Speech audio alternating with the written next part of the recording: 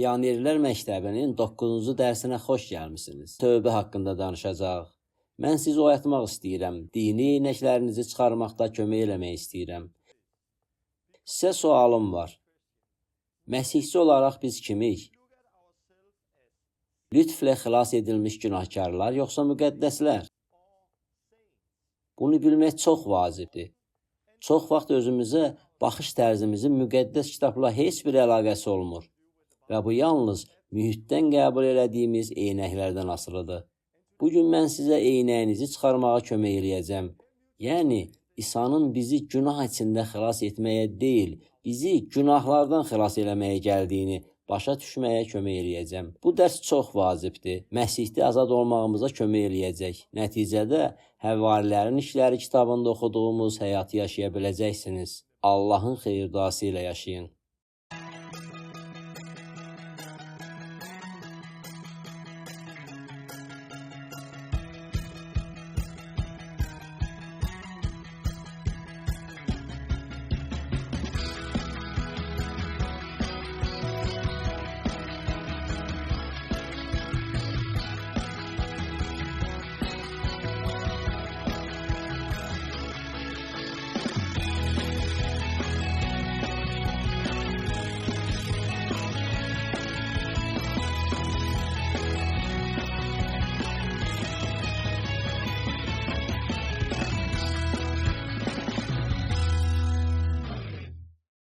Dərsimizə xoş gəlmisiniz.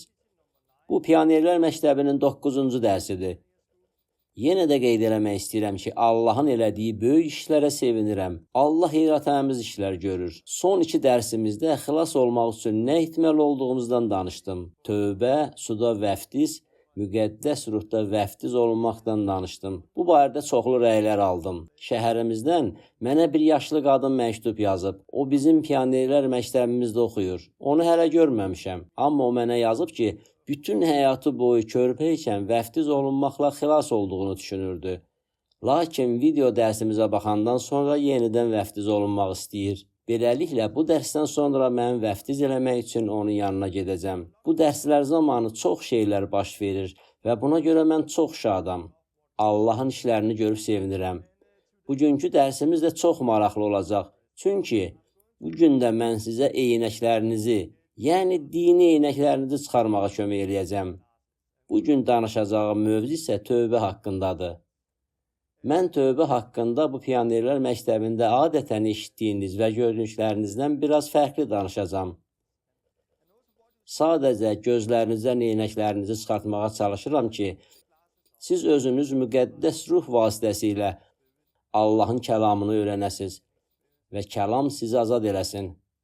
Odur ki, mən heç də sizin bütün suallarınıza cavab vermək fikrində deyiləm. Sadəcə olaraq Allahın kəlamındakı müxtəlif mövzuları başa düşməyinizə yardımcı olacaq ümumi mənzərəni sizə göstərmək istəyirəm. Beləliklə, bugünkü dərs sizi çox oyadacaq. Mən elə mövzular barədə danışacağam ki, təəccüblənib belə deyəcəksiniz. Bu nədir? Ancaq bizim hansı təməl üzərində quracağımızı unutmayın. Yəni, biz öz ənənələrimizə, yoxsa Allahın kəlamına əsaslanırıq. Sizinlə bəzi şəhadətlərimi bölüşmək istəyirəm. Mən Allahın etdiklərinə dair şəhadətləri paylaşmağı sevirəm. Əgər yadınızdadırsa, keçən dərsdə mən müjdəni necə təbliğ etməyinizdən danışmışdım. Burada bu masa arxasında oturmuşdum və sizə müjdəni təbliğ etməyin yolunu nümunədə göstərdim. Allah bütün dünyada insanların tövbə eləmələrini istəyir. O insanlara tövbə etməyi əmr eləyir. Şagird kimi bizim vəzifəmiz insanlara tövbənin nə demək olduğunu göstərmək, yəni onlara həqiqi müjdəni aydın təbliğ eləməkdir. Onlar nə etməli olduqlarını bilsinlər.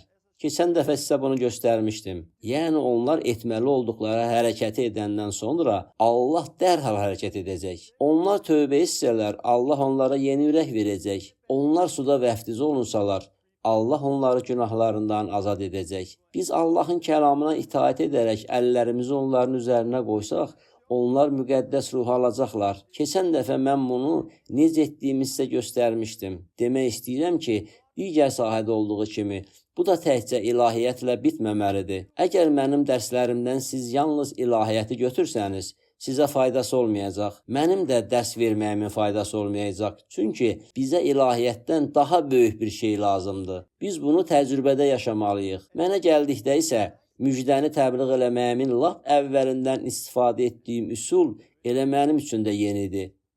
Sizə öyrətdiyim hər şey mənim üçün də yeni idi. Çünki mən də öz dini eynəyimi çıxarmalıydım. Amma Allah mənə kömək etməyə başlayanda, məni azad etməyə başlayandan sonra bunu yaşamağa başladım. Azadlıqda yaşadıkca bu daha da çox güclənirdi. Hadisələrin daha tez-tez baş verdiyini görürdüm. Keçən dərsdən sonra, yəni ötən həftə ərzində, mən bu dərsləri hər həftə edirəm, 2 nəfərin xilas olduğunu gördüm. Mən masa arxasında onlara müjdəni danışdım. Birinə müjdəni 4 gün əvvəl danışdım. Videoma baxan bir oğlan mənə məktub yazdı. Onun 17 yaşı var və onun valideynləri dindar ailədəndirlər. Lakin o dindar deyil. Həmin oğlan xilası bilmirdi. Allahı tanımırdı. Sonra o mənə yazdı və biz şəhərdə bir kafedə görüşdük. Biz kafedə oturub qəhvə içərkən mən onunla İsa haqqında danışırdım. Sonra mən ondan soruşdum ki, o şəxsən Allahı tanıyırmı?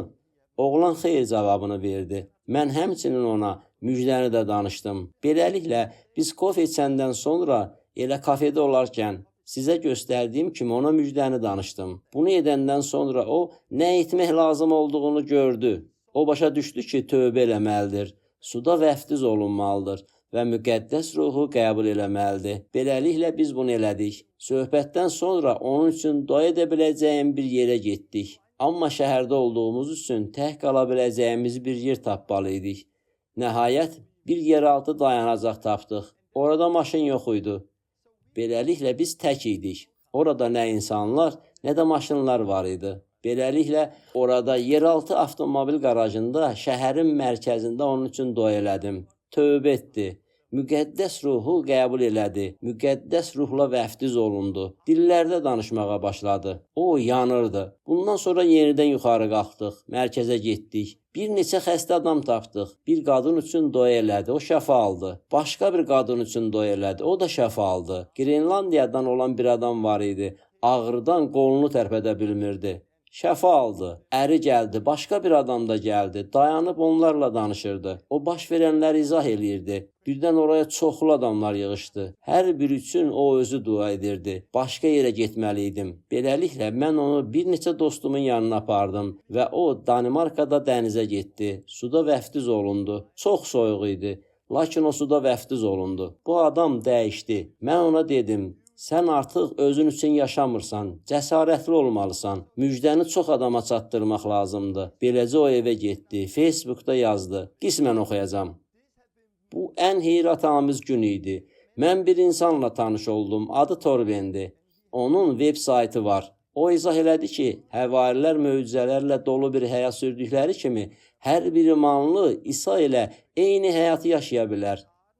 Biz danışmağa başladıq və o mənə hər şeyi izah elədi. O çox çalışırdı ki, mən tam başa düşüm. Sonra dayanacağa getdik və o mənim üçün dua eləməyə başladı. Davam edib insanların necə şəfa aldığı haqqında yazır. Bütün bunlar bir saat ərzində baş verdi. Allah böyükdür. O vəftiz olunması barədə yazır. Soyuq idi, amma o vəftiz olundu. Sonra o sözlərini bu şəhadəti sizə oxumağımın səbəbi ilə tamamladı.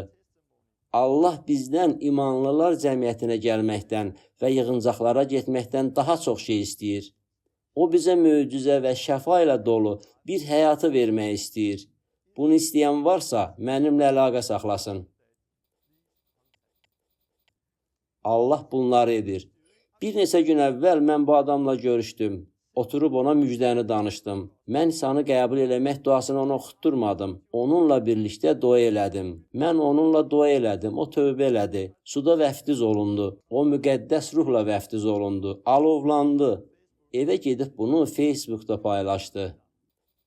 Onun yazdıqlarını 17 yaşlı bir qız oxudu və 2 gün sonra mənə yazdı. Bu qız da dindar ailədə böyüyüb, amma günah içində yaşayır. O Allahı tanımır və çox şey onun üçün yenidir. O heç vaxt dillərdə danışmağı eşitməyib və belə şeylər görməyib. Beləliklə, mən onunla kafedə görüşdüm. Kafedə oturub söhbət edirdik. Mən ona da müjdəni paylaşdım. Bu dəfə kağızla, fincanlar və başqa şeylərdən də istifadə elədim. Videoda gördüyünüz kimi müjdəni paylaşdım. Mən müjdəni paylaşdıqdan sonra o tövbə etməyə hazır idi. Ona görə də onun üçün dua edə biləcəyim bir yer tapmalı oldum. Belə ki, kafenin yanında tikintisi bitməmiş bir bina var idi. Ona görə də o binaya getdik. Çünki o boş idi. Binaya girdik və mən onun üçün dua elədim. Müqəddəs ruh ona toxundu. Gördüyüm ilan haqqında ona aid peyğəmbərlik sözü aldım. Sürünən ilan kimi. Və bu onun həyatı idi. Birdən ilanın yerdən çıxdığını gördüm. Sonra qanad alıb uçdu. Allah onu beləcə azad eləmək və süründüyü yerdən çıxarmaq istəyirdi. Bunu paylaşanda o elə hey ağlayırdı. Mən dua elədim və o cindən azad oldu. Onu tərk eləyən bir şey var idi. Sonra mənə dedi ki, boğazından nə isə çıxdı. O özünü çox azad hiss elədi. Beləliklə o dəyişdi. Sonra yaxınlıqdakı mağazaya getdik. Bir xəstə adam tapdıq. O ilk dəfə xəstə üçün dua elədi və xəstə şəfa tapdı. Sonra o məni evinə dəvət elədi. Oraya getdim və anası üçün dua elədim. Şəfa aldı. Daha bir nəfər üçün dua elədim. Çətinliklər yaşayırdı. Ailə ilə oturmuşdum. Anası məni yenə dəvət elədi. Çünki daha çox eşitmək istəyirdilər. Sonra onu evində vannası olan bir dostum gilə apardım. Onlardan soruşdum ki, biz onu orada vəftiz edə bilərikmi? Çünki o gün də çox soyuq idi. O vannada vəftiz olundu. Ayağa qalxanda qadın əllərini onun üzərinə qoydu və o müqəddəs ruhla vəftiz olundu. Dillərdə danışmağa başladı. Tamamilə dəyişdi. Gündəlik həyatınız belə olmalıdır. Allah bizi buna çağırıb. Məndə olan bu iki şəhadət ötən həftəyə aiddir. Həyatımda baş verənlərdir. Mənim Tommy adlı bir dostum var. O da müjdə ilə paylaşır. Adamlar xilasa gəlir, vəftiz olunurlar. Bu hər yerdə baş verir. İndi biz müjdəni bu şəkildə bölüşsək və insanları Allaha tərəf istiqamətləndirsək, onda Allah da hərəkət eləyəcək. Bu qızla bunlar bazar ertəsi baş verdi. Yağışlı gün idi. Yağış yağırdı. Boz gün idi. Çoxları bazar ertəsi gününə nifrət elədiyini deyir. Bazar ertəsi idi. Yağışlı boz gün. Lakin Allahın qüdrəti hərəkət eləyirdi. Qız xilas oldu. İnsanlar üçün dua elədi. Şəfa tapdılar. Suda vəftiz olundu. Əllərimizi onun üzərinə qoyanda o, müqəddəs ruhla vəftiz olundu və dillərdə danışdı. Başqa adamla ticarət mərkəzinin zirzəmisində dayanacaqda dua elədim. Bir kafedə, adi kafedə. Bunlar insanların olduğu yerdə baş verir. Allah bunları eləyir. Mən bu şahidliyi sevirəm. Bu adamlar indi elə od içindədirlər ki, qız xilas olanda həmin gənc oğlana zəng eləyib dedim. Mən onunla bir yerdəyəm. O təzəcə xilas oldu. O müqəddəs ruhu qəbul elədi. Dillərdə danışır. Vəftiz olunub. O çox xoşbəxt idi. Onlar yaxın dost deyirlər. Əvvəllər bir-birlərini görməmişdilər. Onlar Facebookda dostdular. Beləliklə, gənc oğlan Allahı tanıdı və cəsarətli oldu. Kimsə onun yazdıqlarını Facebookda oxudu. Nəticədə məni bütün ailə dəvət elədi.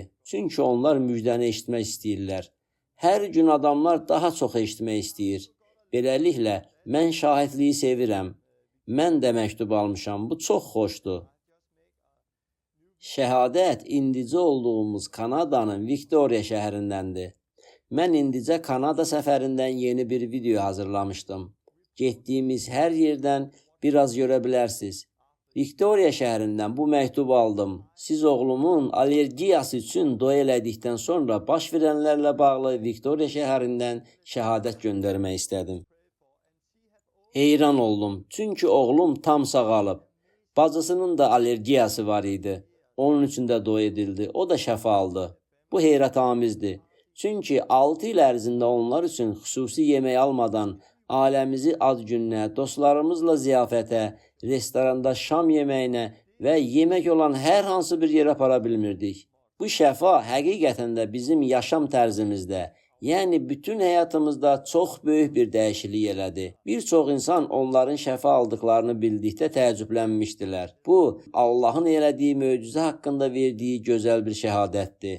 Yaxşı, mən yenə mövzuya qayıdıram. Allahın kəlamını götürüb, mənim dərslərimi götürüb ilahiyyat yaratmayın. Allahın kəlamını olduğu kimi götürün və ona əməl edin. Kəlamı yaşayanda bəhrə verəcəksiniz. Onda siz çox meyvə gətirəcəksiniz.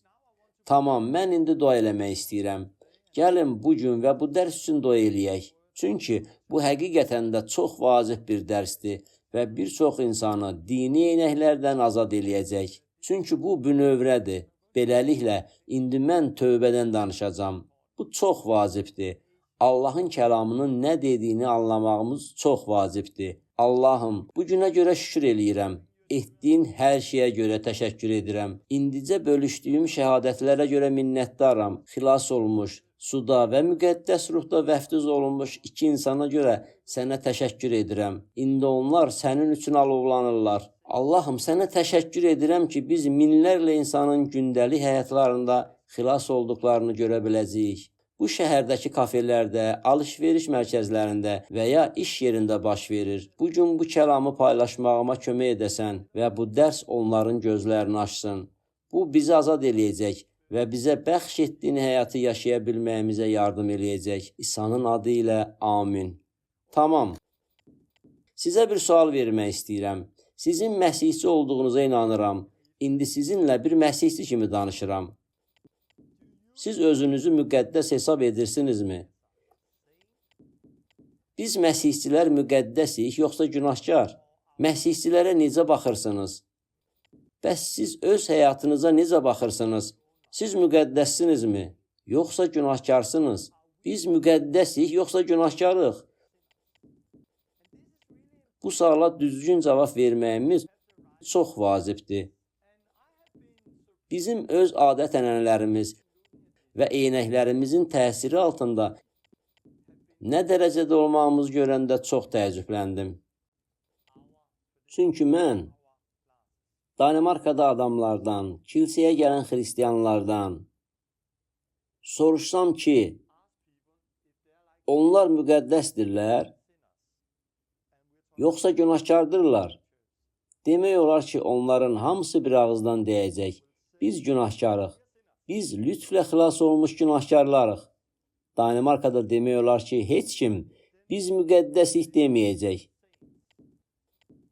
Nə üçün? Çünki deyəcəklər, nə? Biz müqəddəsik? Sən müqəddəssən? Yox, məgər sən günahsızsan? Sən kimsən ki, belə düşünürsən? Biz müqəddəs olduğumuz barədə danışanda demək olar ki, onlar həmişə qorxuya düşürlər. Heç kim müqəddəs ola bilməz, xeyr. Biz lütflə xilas edilmiş günahkarlarıq. Biz hamımız günahkarıq. Hər birimiz günahkarıq. Mənim bu barədə insanlarla bir neçə böyük müzakirələrim olub. Bu zaman bir şey mənə öz eynəklərimi çıxarmağa kömək eləmişdi. Bu, dünyanın müxtəlif yerlərinə səyahət edib və orada fərqli insanlarla görüşməyim idi. Mənim ABŞ-da sonuncu reformasiya ilə çalışan Don adlı bir Amerikalı dostum var. Mənim üçün onunla söhbət eləmək çox maraqlıdır. Çünki həm mən ondan, həm də o məndən çox şey öyrənir. Yəni bu zaman iki fərqli dünya görüşü üz-üzə gəlir. Mən ona zəng eləyib belə dedim. Don, biz müqəddəslərik, yoxsa günahkarlar? O dedi, biz müqəddəslərik. Əlbəttə ki, biz müqəddəslərik. Biz günahkar idik, amma xilas olduq. İndi isə biz müqəddəslərik. Onun yaşadığı yerdə, yəni həmin ərazidə və əməkdaşlıq elədiyi küçələrdə adamlar özləri barədə müqəddəslər sözünü işlədirlər. Amerikanın əksəriyyətində də elə müqəddəslər sözünü işlədirlər. Əlbəttə, Amerikanın digər məzhəblərinə aid kilsələrdə özləri haqqında günahkarlar sözünü işlədən başqaları da var. Ancaq bu sözlər haqqında danışanda mən həqiqətən aydın bir qanuna uyğunluq görürəm. Beləliklə mən nə görürəm? Katolik kilsəsi və Amerikada reformasiyanın güclü olduğu reformist, kalvinist və bu kimi digər kilsələrin olduğu məkanlarda nə baş verir? Bu məzhəblərin güclü nüfuza malik olduğu yerlərdə onlar özləri barədə günahkarıq deyirlər. Əlbəttə ki, biz günahkarıq. Biz günahkarıq. Biz günahkarıq. Amma görürük ki, onların güclü olmadığı məkanlarda, yəni 50-cilər hərəkatı və digər kilsələrdə olanlar daha sərbəstdirlər. Onlar biz müqəddəsik deyirlər. Mən gördüm ki, bizim müqəddəslər və ya günahkarlar olmağımızla əlaqəli fikirlərimizi formalaşdıran təkcə baptist, metodist və ya 50-cilər hərəkatına bağlı qalmağımız deyil. Çünki çox güclü Lüteran mühitinə malik olan Danimarkadakı 50-cilər, güclü Lüteran və Katolik mühitinin olmadığı başqa bir ölkədəki 50-cilərdən fərqli bir baxışa malikdirlər. Beləliklə, hər bir kilsənin öz müstəqil fikri yoxdur. Hər bir kilsə reformist və ya Lüteran kilsəsinin təsiri altında olurlar. Bunlara da öz növbəsində Katolik kilsəsi təsir göstərib. Buna fikir versəniz, görəcəksiniz ki, bu çox maraqlıdır. Əgər mən boya başa çatdığım Danimarkada bu cür sual versəm, hamı deyəcək, yox, biz hamımız günahkarıq, biz günahkarıq, biz günahkarıq, günahkarıq. Amma sonra buradan Şimali Avropanın bir Skandinaviya ölkəsindəki kiçik qutudan çıxsanız, bu qutudan çıxıb məhz bu eynəklərin olmadığı başqa bir yerə geçsəniz, bəlkə də o yerdə fərqli eynəklər var, bəlkə də yoxdur. Lakin siz görəcəksiniz ki, orada belə deyirlər, yox, yox, yox, yox, biz müqəddəslərik. Yəni demək istəyirəm ki, ətrafınızdakı hər kəsin müəyyən bir şeyə inanması heç də onun düzgün olmasına dəlalət eləmir. Çünki ətrafınızdakıların hamısı səhv eləyə bilər. Onlar səhv təməl üzərində qurduqları üçün kəlamın dedikləri əsasında deyil, Katolik və Lüteran kilsələri üzərində qurduqları üçün onlar yanıla bilərlər. Danimarkada biz günahkarlarıq və hər bir xristiyan da elə bizim kimi günahkardır deyən insanları eşitmişəm. Biz müqəddəslərik eşidəndə onlar deyirlər, yox, müqəddəs olduğunu söyləmək düzgün deyil, belə demək olmaz. Onda mən fikirləşdim, niyə Amerikadakı insanlar belə deyirlər? Hə, biz müqəddəsik. Çünki onlar bu sözün mənasını bilmirlər. Məsələn, Danimarka dilində səni sevirəm ifadəsini araşdıraq. Mən Danimarka dilində səni sevirəm ifadəsini desəm, bu yay elskaday kimi səslənər. Lakin mənim üçün kiməsə Danimarka dilində səni sevirəm, yay elskaday demək, bu bir qədər çətin olur. Yəni əslində bunu nəzərdə tutmadan həmin sözü gedib kiməsə demək çətindir. Siz sadəcə gedib kiməsə bu sözləri söyləyə bilməzsiniz. Yox, amma biz Danimarkada bir çox ingilis ifadələrindən istifadə etməyə başlamışıq. I love you, səni sevirəm, mən də səni sevirəm. Lakin biz Danimarkalılar üçün ingilis dilində səni sevirəm demək, bunu Danimarka dilində deməkdən daha asandır. Çünki bunlar sadəcə sözlərdir. İngiliscə səni sevirəm sözlərini televiziyada eşidirik. Hər kəs ingiliscə səni sevirəm ifadəsini asanlıqla deyir. Çünki biz sadəcə olaraq bu ifadədən istifadə edirik. Ola bilsin ki, elə eyni şey müqəddəslər ifadəsi ilə də baş verib. Elə Amerikadakı insanların da sadəcə olaraq biz müqəddəslərik deməsi də buna bənzər bir şeydir. Ancaq siz Katolik mühitindən olan insanlardan soruşsanız, onlar belə deyirlər. Necə yəni müqəddəssən? Xeyr, xeyr. Müqəddəs yalnız Papa sizi müqəddəs eləyə bilər. Bu çox maraqlıdır. Bu iki vəziyyətə baxdıqda bu sözün necə təhrif edildiyini görürük. Gəlin, Məsihçi sözünü araşdıraq. Bugün hamı Məsihçi sözündən istifadə edir. Biz bilirik ki, Məsihçi sözü Məsih sözündən əmələ gəlib. Balaca Məsihlər, Məsihə bənzər olanlar mənasını verir. Bəlkə də insanlar sözün mənası barədə düşünmədən sadəcə bu sözdən istifadə edirlər. Müqəddəs nə deməkdir? Müqəddəs kitab müqəddəslər barədə yazır. Siz müqəddəssiz, yoxsa günahkarsınız? Mən indi müqəddəs sözünü başqa cür istifadə eləmək istəyirəm. Çünki Amerikada yaşayanlar müqəddəs sözünü adi istifadə edirlər. Buna görə də müqəddəslər və günahkarlar sözlərindən istifadə edəcəyəm. Biz kimik? Siz kimsiniz? Siz müqəddəslərsiz, yaxud siz günahkarsınız? Gəlin indi müqəddəs kitabın bu haqda nə dediyini araşdıraq. Müqəddəs kitaba nəzər salaq. Müqəddəs kitaba baxaq görək, müqəddəslər deyilirmi? Məsələn, Həvarilərin İşləri kitabında 2 yerdə oxuyuruq. Yerusəlimdə sənin müqəddəslərinə yazılıb. Həvarilərin İşləri kitabını Luka yazıb. Beləliklə, Luka məsihçilər və ya şagirdlər haqqında danışarkən müqəddəslər sözünü işlədir. O, həmin fəsildəki başqa bir ayədə də Lodda yaşayan müqəddəslər sözünü işlətmişdi. Beləliklə, Həvarilərin İşləri kitabını yazan Luka məsihçilər barədə danışanda onları müqəddəslər adlandırır. Bəs müqəddəs kitabın qalan hissəsi haqqında nə demək olar? Bu yalnız Həvarilərin İşləri kitabında idi? Xeyr, yalnız burada deyil.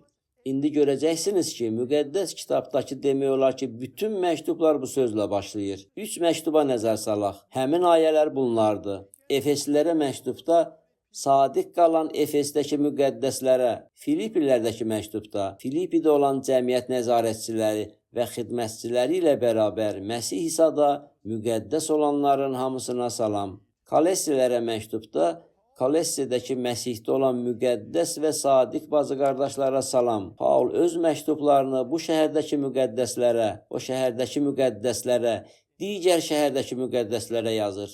Ən maraqlısı isə budur ki, siz Həvarilərin İşləri kitabını və ümumiyyətlə bütün əhdi cədidi nəzərdən keçirdikdə onların həmişə məsihçilərin müqəddəs xalq və müqəddəslər adlandıqlarını görəcəksiniz.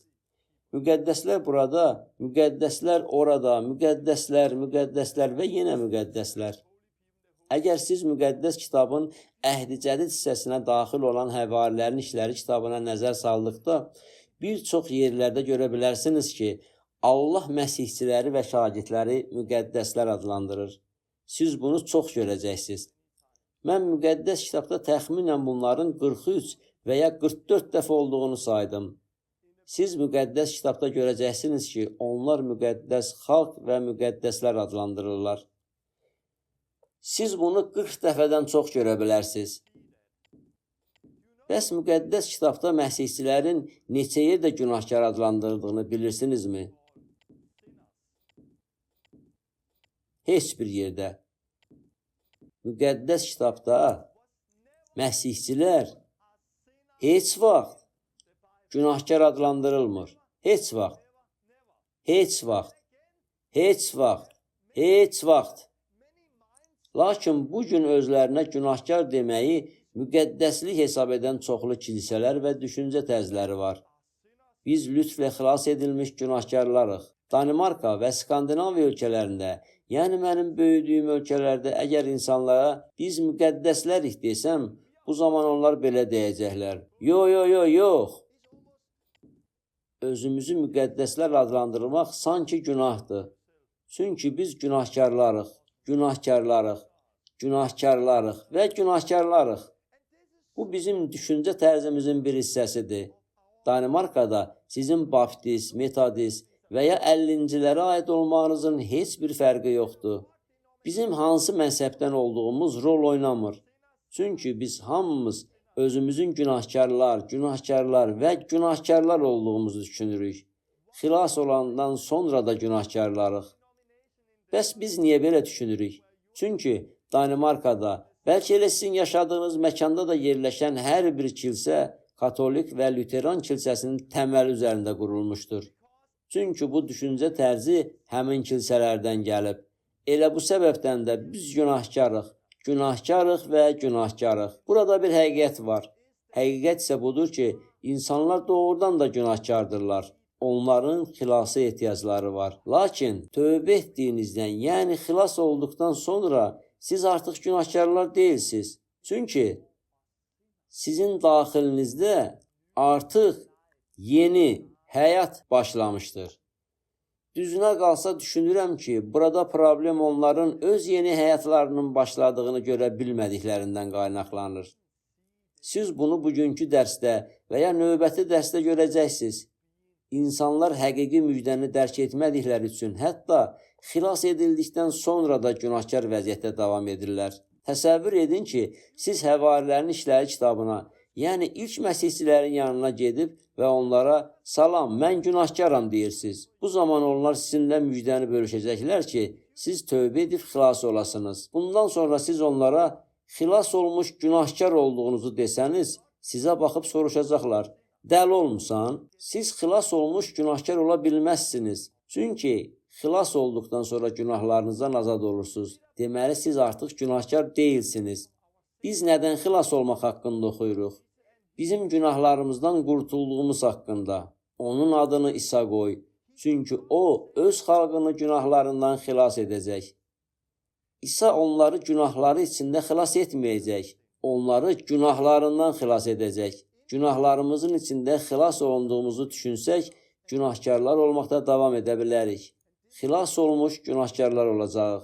Bu düşüncə tərzi sadəcə olaraq yanlışdır. Bunu Allahın kəlamının heç bir yerində tapa bilməzsən. Xeyr, biz günahlarımızdan xilas oluruq. Biz günahkar idik, amma indi müqəddəslərik. Müqəddəslər heç də hər bir halda mükəmməl demək deyil. Biz hesab etmirik ki, daha günaha bata bilmərik. İnsanlar müqəddəs ola bilərlər, lakin onlar yenə də günahla mübarizə apara bilərlər. Allahın kəlamında Xarifdəki bu kilsədə çoxlu problemlər olsa da, Paul yenə də oradakıları müqəddəslər adlandırırdı. Beləliklə, siz xilas olduğunuz gün müqəddəs oldunuz və indi də müqəddəs olaraq davam edirsiniz. Yəni, müqəddəslər olmağa davam edirsiniz. Mən bu barədə danışmaq istəyirəm. Beləliklə, bilməli olduğunuz şey budur ki, müqəddəs kitabda məsihçilər barədə günahkarlar sözünü tapa bilməzsiniz. Əgər bu belədirsə, bəs niyə özünüzə günahkar deyirsiniz? Niyə bu doğru olmasa belə insanlar həmişə özlərini günahkarlar adlandırırlar? Çünki biz yanlış təməl üzərində qururuq. Siz onda deyə bilərsiniz, tamam, bəs Paul, axı o özünü günahkar adlandırırdı. Müqəddəs kitabdan 40-a yaxın müxtəlif nümunələr gətirə bilərəm ki, onlarda müqəddəslər sözünü görə bilərsiniz. Amma kilsələrdə olan insanlar bu ayələri bilmirlər. Yəni, müqəddəs kitabdakı bütün bu ayələri tanımırlar. Onların çoxu yalnız bu ayəni bilir. Məsih isə günahkarları xilas eləmək üçün dünyaya gəldi.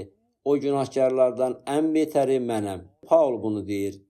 Bizim Danimarkada istifadə elədiyimiz ayə budur. Siz Danimarkadakı Lüteran kilsəsi xristiyanlarının internet saytına girib, biz günahkarıq, yoxsa günahkar deyilik sualını qoyduqda, onlar sizə biz günahkarıq deyəcək və bu ayəyə istinad edəcəklər. Məsih isə günahkarları xilas eləmək üçün dünyaya gəldi.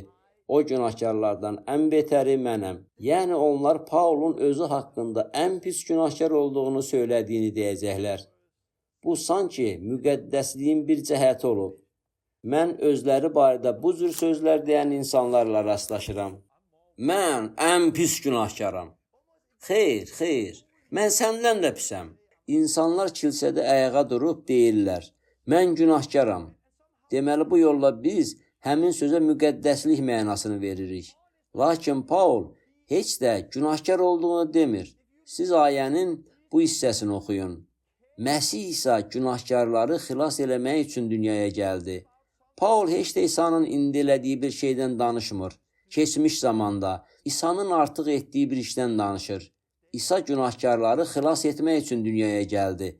Deməli, İsa'nın xilas etmək üçün gəldiyi insanlardan ən pisi elə Paul özü olub. Niyə? Çünki Paulun özünün əvvəllər küfür deyən və təqibçi olması haqqında dediyi sözlərinə fikir versəniz, onun zalım adam olduğunu görərsiniz. O, dəlicəsinə çox pisliklər etmişdi. Bilirsiniz ki, Paul əvvəllər kilsəyə qarşı gedir və xristiyanları öldürməyə çalışırdı.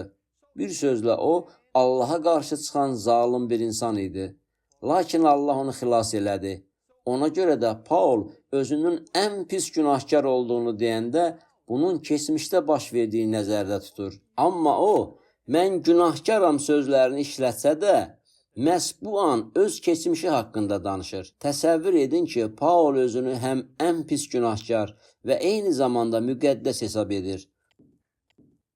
Onda nə üçün Paul həvarilərin işləri və müqəddəs kitabın digər hissələrində hər dəfə insanlara məktub yazarkən məsihçiləri müqəddəs adlandırır? Məgər o dəlidir ki, özünə ən pis günahkar deyib və sonra isə ətrafında rastlaşdığı bütün insanları müqəddəs adlandırsın? Ah, siz müqəddəssiniz. Siz hamınız orada müqəddəssiniz, amma mən isə müqəddəs deyiləm. Mən günahkarların ən pisiyəm. Siz bunun mənasız olduğunu görürsünüz. Din də məsələ budur. Və siz bunu keçmiş dərslərimizdə artıq görmüsünüz. Biz Allahın kəlamında çox aydın olan bir sözü götürürük. Müqəddəslər, müqəddəslər, müqəddəslər. 40 dəfədən çox müqəddəslər sözü yazılıb. Lakin sonradan biz başa düşmədiyimiz bir ayəni kontekstdən çıxarıb, həmin söz üzərində öz ilahiyyatımızı qururuq. Biz artıq kəlamın qalan hissəsinin nə dediyini görmürük. Çünki buradakı günahkar kəlməsi bizə görə əsas olur. Burada demək olar ki, hər bir kilsə biz lütflə xilas olmuş günahkarlar təlimi üzərində qurulur. Görürsünüz, əsas düşüncə tərzimizdir. Biz Məsihdə kimik və Məsih nə edib? Əgər biz fikirləşirik ki, ay sən günahkarsan, sən də günahkarsan, mən də günahkaram, mən heç nə də bilmirəm. Belə düşüncə ilə yaşayırsınızsa, bir gün azad ola bilərsinizmi? Xeyr. Bu düşüncə tərzi ilə siz azad yaşamayacaqsınız. Özünüzü günahkar görürsünüzsə, günahkar kimi də düşünməyə başlayacaqsınız. Günahkar kimi yaşayacaqsınız. Ancaq yeni bir yaradılış olduğunuzu bilsəniz, daxilinizdə yeni bir həyat başlayır. Onda siz bu yeni həyatı yaşayacaqsınız. Mən bu dərsə baxan hər kəsə indi belə demirəm. İndi sən özünü müqəddəs adlandır. Çünki çoxunuz doğrudan da günahkardır. Çünki tövbə etməmisən. Çünki hələ xilas olmamısan. Lakin mən tövbə etdiyimiz zaman baş verənlərdən, yəni öz həyatımızda baş verənlərdən danışmaq istəyirəm. Mən bundan böyük bir ilahiyyət yaratmaq istəmirəm. Lakin bu barədə sizə bir şəhadət vermək istəyirəm. Ancaq əvvəlcə sizə müqəddəs yazılardan bir ayə oxuyum. 1. Yəhya 3:6. Məsihdə qalan hər kəs günahını davam etdirməz. Günahını davam etdirən hər kəs nə onu görüb, nə də onu tanıyır. Budur kəlamda deyilən. Məsihdə qalan hər kəs günahını davam etdirməz.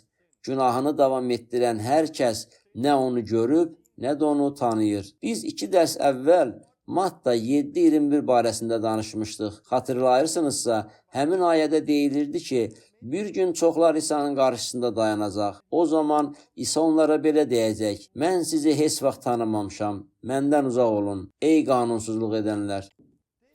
Bu Allahın kəlamıdır. Lakin çoxları Allahın kəlamındakı başqa ayələri bilirlər. Əlbəttə ki, Yəhya 3:16 müqəddəs yazıların çox məşhur ayəsidir. Mənim sualım belədir. Məgər Yəhya 3:16 daha çox Allah kəlamıdır, nəinki Matta 7:21? Xeyr. Bəlkə 1 Timoteyə 1:15 daha çox Allah kəlamıdır, nəinki Matta 7:21? Xeyr. Bu da həmçinin Allahın kəlamıdır. Həqiqət budur ki, Məsihdə qalan hər kəs günahını davam etdirməz. Amma çoxları bu həqiqəti qəbul etmir. Çünki onlar deyirlər: Yox. Ey Torben, sakit ol. Sən deyirsən ki, daha günah etmirsən? Xeyr. 1 Yəhya 1:8-9 ayələrini xatırla. 1 Yəhya 1:8-9 ayələrində belə deyilir: Əgər günahsız olduğumuzu iddia ediriksə, özümüzü aldadırıq və daxilimizdə həqiqət yoxdur. Amma günahlarımızı etiraf ediriksə, Allah sadiq və ədalətli olduğu üçün günahlarımızı bağışlayacaq və bizi hər haqsızlıqdan təmizləyəcək. Demək istəyirəm ki, 1 Yəhya 3:6 Allahın kəlamıdır. 1 Yəhya 1:8-9 da Allahın kəlamıdır. Din bir ayə götürür və bundan bütöv bir ilahiyyət yaradır. Bugün bir kilsəyə geçsəniz, demək olar ki, 1 Yəhya 3:6-nı bilən bir nəfər belə məsihçi tapmazsınız. Amma hər bir kəs 1 Yəhya 1:8-9-u bilir. Əgər siz fəsillərə və ayələrə bölünməmiş olan müqəddəs kitabın dövründə yaşasaydınız, onda bütün kontekstə fikir verərdiniz. Lakin bugün bizim əlimizdəki müqəddəs kitab fəsillərə və ayələrə bölünüb. Bu səbəbdən də bugün bir çox insan aldadılıb. Çünki onlar belə deyirlər: Yox, əgər günahsız olduğumuzu iddia ediriksə, daxilimizdə həqiqət yoxdur. Biz hamımız günahkarıq. Hamımız günahkarıq. Amma siz bu ayəni də götürüb deyə bilərsiniz: Günahını davam etdirən hər kəs nə onu görüb, nə də onu tanıyır. Bəs doğru olanı hansıdır?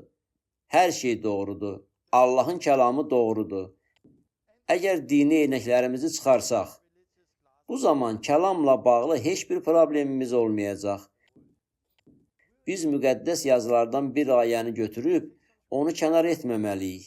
Yaxud da bu ayəni çox sürətlə oxumamalıyıq, sanki onu görmürük. Çünki onunla problemimiz var. Mən öz həyatımdan bir şəhadətlə bölüşmək istəyirəm. Mənim həyatımın yaxşı bir tərəfi budur ki, xilas olduqda mənim heç bir dini yüküm yox idi. Bir çoxlarında olduğu kimi mənim çiyinlərimdə dini yüküm yox idi. Mən qeyri-məsihçi bir mühitdə xilas olmuşam. Mən Lüteran kilsəsində suda vəftiz edilib və orada konfirmasiya keçmişəm. Bu bir ayindir. Mən heç vaxt öz müqəddəs kitabımı açıb oxumamışdım və Allahın kəlamının nə dediyini heç bilmirdim. Daha sonra bir dostum mənə İsa haqqında danışdı və mən kilsəyə gəldim. Orada müqəddəs ruh mənə toxundu. Mən də ayağa qalxıb tövbə elədim və İsa'dan məni xilas eləməsini istədim. Bunu edərkən müqəddəs ruhun işıq kimi üzərimə gəldiyini hiss etdim və yerə sərildim və onda Allahı tanıdım. Sanki müqəddəs ruh mənim bütün bədənimdən keçdi. 1995-ci ilin aprelin 5-i idi. Sonra mən ayağa qalxıb oturdum. Kimsə məni təbrik edərək belə dedi: Sən yenidən doğulmusan, Torben, səni təbrik eləyirəm. Mən də ona cavabında təşəkkür elədim. Amma onun nə danışdığını heç başa düşmürdüm. Çünki mən heç vaxt yenidən doğulmaq kimi bir söz eşitməmişdim. Bu səbəbdən onun nədən danışdığını heç anlamırdım. Amma həmin görüşdən sonra evə gələndə içimdə nə isə baş verdi. Mən həmişə ölümdən qorxu hiss eləyirdim. Evə gedib öz-özümə dedim: Torben, sən də bir gün öləcəksən. Mən öz-özümə Torben, bir gün öləcəksən deyəndə ümumiyyətlə pis olurdum. Vay, öləcəm. Bu isə məni çox qorxudurdu. Bir gün öləcəyimi düşünmək mənə xoş deyildi. Lakin mən bu dəfə yenə də özümə Torben, bir gün öləcəksən deyəndə artıq nə isə baş vermişdi. Mən velosiped sürərək öz-özümə dedim: Hə, mən səmavi evimə gedəcəyəm. Bu nədir? Mən artıq qorxmuram. Beləliklə, həmin an mən qorxudan azad oldum. Mən hələ o vaxt İsa Məsihin ömürləri boyu ölüm qorxusunun əsarəti altında olanları xilas eləmək üçün gəldiyi haqqında danışan İbranilərə 2:15 ayəsini bilmirdim. Ancaq İsa Məsih qorxunun yıxıb sürüdüyü bizləri qurtarmaq üçün gəldi. Mən bunu öz həyatımda yaşadım. Mən kəlamı oxumurdum və ağlımda öz-özümə demirdim: Yaxşı, kəlam deyir ki, mən şüurlu olaraq özümü ələ alıb qorxuma çıx get deməyə cəhd etməliyəm. Xeyr, mən bunu öz ruhumda yaşadım və bu bir an içində baş verdi. Daha nə oldu? Başqa bir şey də oldu. Mən yeni oldum. Mənim bütün bunlardan heç xəbərim də yox idi. Amma nə isə baş vermişdi. Mən evə gəldim və hər cümə günü adətən mən pivə içmək üçün pivəxanaya gedirdim. Ona görə də cümə günü adəti üzrə pivəxanaya getdim. Çünki mənim ağlım elə əvvəlki kimi idi. Mən evə qayıdıb özümə baxaraq dedim: Mən yenidən doğuldum. Ancaq başqa cür görünmürəm. Mən özüm üçün elə həmişəki kimi görünürdüm və nə baş verdiyini başa düşmürdüm. Cümə günü pivəxanaya getdim. Mən oraya getdim və orada dayanarkən bir anlıq ətrafa baxdım. Qəflətən gözlərim açıldı və mən öz-özümə dedim: Mənim burada nə işim var? Bura mənim yerim deyil. Yox, mən səni tanıdım İsa. Beləliklə, mən oradan çıxıb getdim. Mən çaşqınlıq içində idim. Nə baş verir? Mən daha bunu istəmirəm. Adətən mən söyüş və nalayiq sözlər işlədirdim. Mənim dilim murdar idi. Lakin yalan danışanda və ya Allahın adını yersiz çəkəndə onda özümə deyirdim: Ah, bu sözlərin dadı səhv idi. Əvvəllər ömrüm boyu heç vaxt bu mənim üçün ümumiyyətlə problem deyildi. Amma indi sanki içimdə nə isə dəyişmişdi. Ah, bu sözlərin dadı səhvdir. Mən daha belə danışmaq istəmirəm. O vaxtdan mən bunu tərk etdim. Başqa bir şey haqqında deyim. Mənim bir sevgilim də var idi və mən günah içində yaşayırdım. Mən günahkar olan bütün gənclər kimi onunla yatırdım. Mən də günahkar idim və sevgilimlə yatırdım. Bu dəfə də qız yanıma gəldi və o gəlməmişdən əvvəl mən düşünməyə başladım. Müqəddəs kitab bu barədə nə deyir? Beləliklə o qız yanıma gəldi və mənimlə olmaq istədi. Mən həqiqətən güclü bir sınağa düşdüm. Bu bir günah idi. Nə isə hiss eləyirdim. Mən öz-özümə deyirdim, yox, bu daha mənlik deyil, mən bunu istəmirəm. Bununla belə sınağa çəkildiyimi hiss edirdim. Bəs kəlam bu barədə nə deyir? Allah nə deyir? Bu günahdır, yoxsa nədir? Bu günah deyilmi? Allahım, sənin istədiyini eləmək istəyirəm. Allahım, onunla yatmaq günahdırmı? Mən Lüteran kilsəsində konfirmasiya ayini zamanı öyrəndiklərimi xatırlamağa çalışdım. Amma heç nə xatırlamadım. Çünki Lüteran kilsəsində yalnız müqəddəs günlər və adət-ənənələr haqqında məlumat öyrədirlər. Mən isə kəlamın nə dediyi haqqında düşünürdüm. O zaman dəqiq bilmirdim, deyə bilmirdim. Mən çox yeni imanlı idim və Allahın kəlamını bilmirdim. Əlimdən gələn o oldu ki, mən soruşdum. Allahım, buradasan? Şirinlikləndirmə çox böyük olduğu üçün mən ondan ötəri soruşdum. Allahım, buradasan? Allahım, sən burada deyilsən. Allahı kənara itələdim və sevgilimlə yatağa getdim.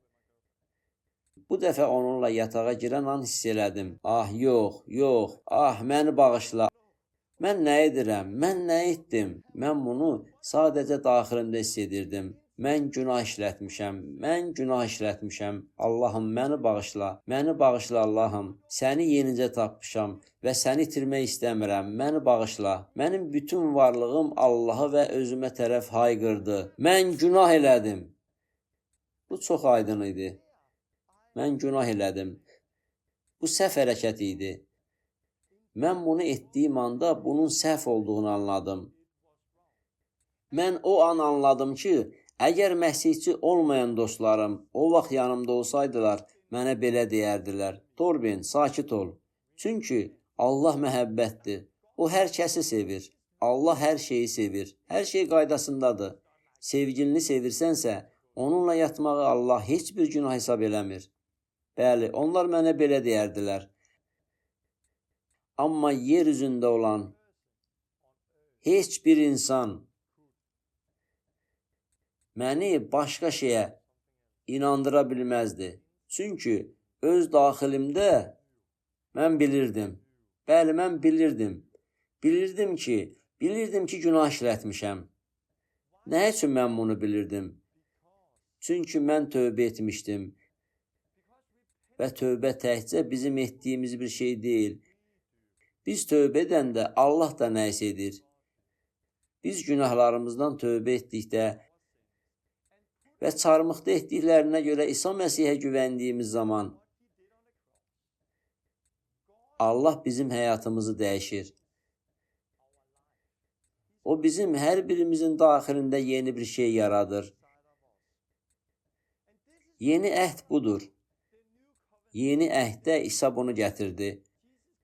Çünki o bizi günahlarımızdan xilas etmək istəyir. Əhd-i cədiddə İsa bizi günah içində xilas etmir. İsa bizi günahlardan xilas edir. O yeni bir insan yaradır. Siz bu barədə Yeremiya Peyğəmbərin kitabında oxumusunuz. İsa'nın gəlişindən çox illər əvvəl Allahın yeni əhd bağlayacağına dair peyğəmbərlik oldu. Yeremiya 31-33. O günlərdən sonra İsrail xalqı ilə bağlayacağım əhd belədir.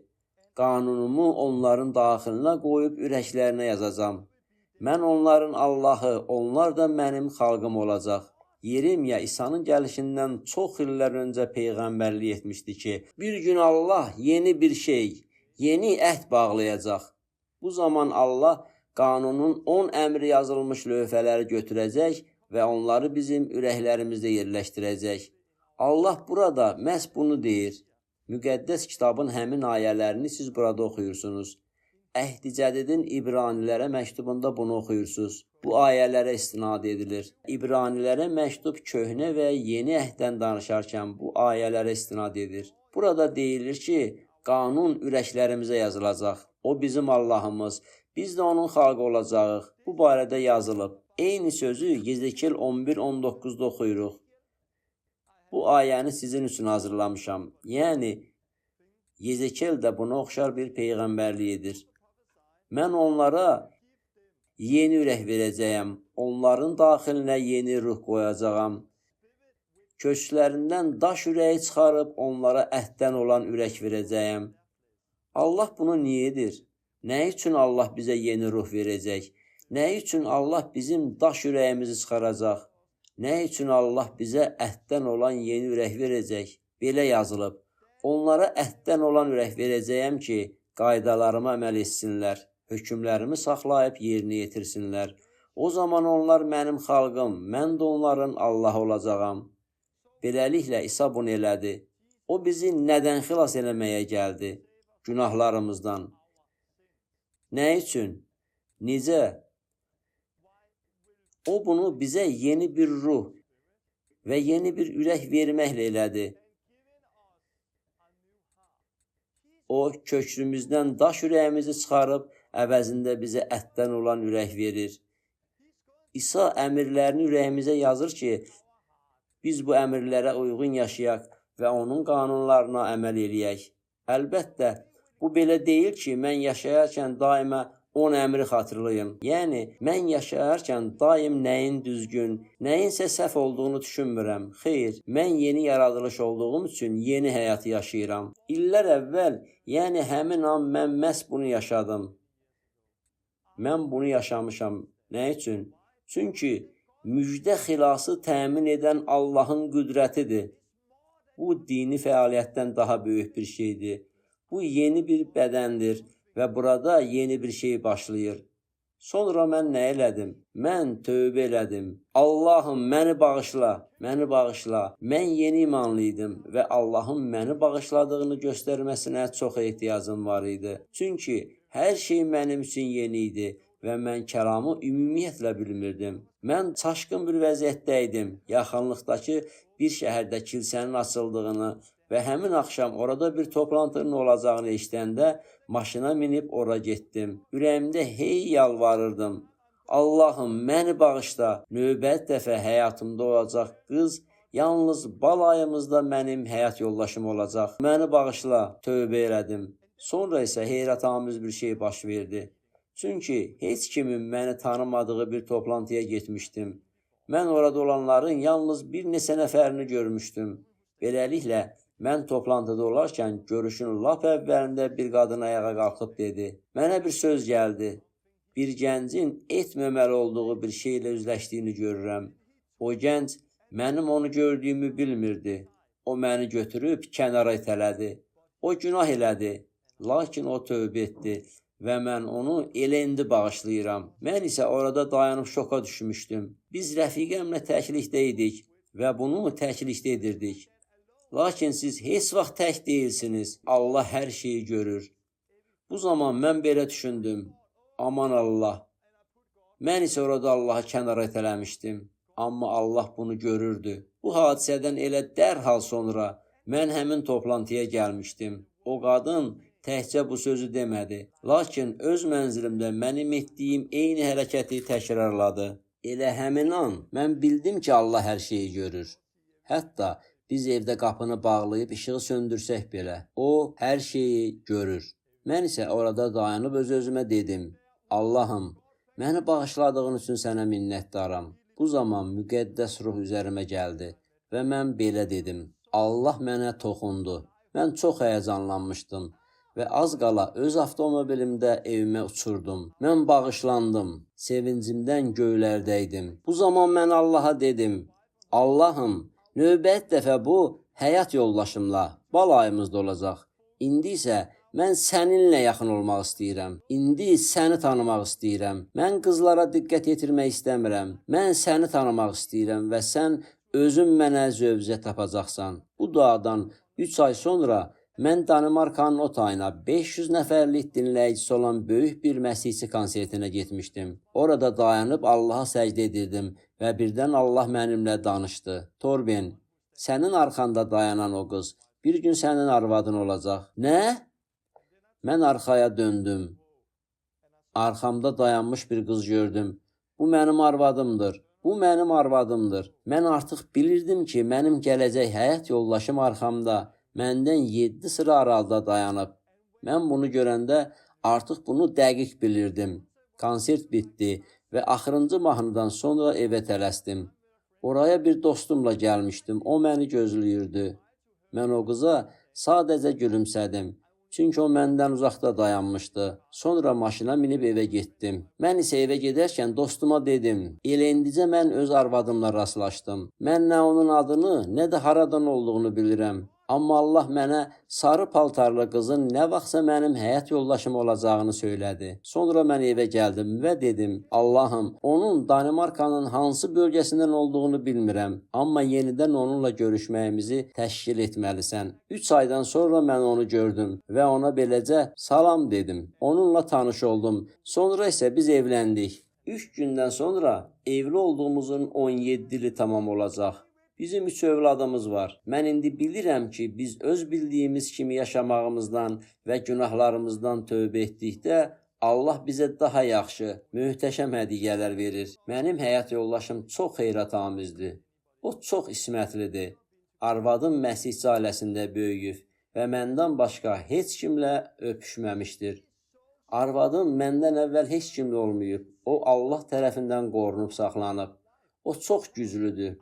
Biz günah içindəki həyat barədə danışanda mən öz arvadımdan çox şey öyrənirəm. Mən öz arvadımda onu başqalarından fərqləndirən çox şeyləri görürəm. O çox şeylərdən keçib və çox güclüdür. Çox zaman səyahət edəndə mən həyat yoldaşımı özümlə aparıram və biz birlikdə işləyirik. İctimaiyyətdə daha çox mən görünürəm. Adamlar daha çox məni görürlər. Lakin arvadım olmasa mən belə olmaram. Həyat yoldaşım çox güclüdür. O çox heyrətamizdir. Allah bizi bir yerə gətirib. Bunda mənim heç bir şübhəm yoxdur. Biz öz bildiyimiz kimi yaşamağımızdan tövbə eləsək, Allah bizə daha yaxşısını verəcək. Bəs bu ayə barədə nə demək olar? Məsihdə qalan hər kəs günahını davam etdirməz. Günahını davam etdirən hər kəs nə onu görüb, nə də onu tanıyır. Bir neçə ayə sonra başqa bir ayədə 1 Yəhya 3:9-da deyilir. Allahdan doğulan hər kəs günahını davam etdirməz. Çünki Allahın toxumu onda qalır. O günahını davam etdirə bilməz. Çünki Allahdan doğulub.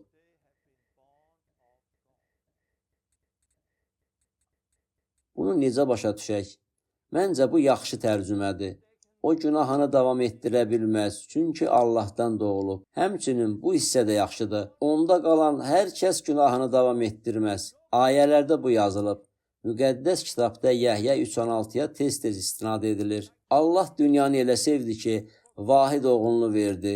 Bunu ona görə etdi ki, ona iman edən hər kəs həlak olmasın, amma əbədi həyata malik olsun. Kəlam deyir, ona iman edən hər kəs və ona inanmağa davam edən hər kəs. Deməli, kəlam bir neçə il əvvəl bir dəfə iman etmiş olan insan haqqında danışmır. Araşdırsanız görəcəksiniz ki, bu sözün davam edən hərəkətini göstərir. Mənası belədir. Məsihə iman edən hər kəs və Məsihə inanmaqda davam edən hər kəs. Burada da elə eyni sözdür. Allahdan doğulan hər kəs günahını davam etdirməz. Niyə? Çünki o artıq Allahdan doğulub. Nə üçün o günah etməyə davam etməz? Çünki qanun onun ürəyinə yazılıb. Mən bunu özüm də təcrübədən keçirmişəm. Bu dünyadakı milyonlarla insanın yaşadığı bir təcrübədir. Siz günahlarınızdan tövbə edəndə, İsa Məsihə iman gətirəndə Allah sizin daxilinizdə yeni ürək yaradır.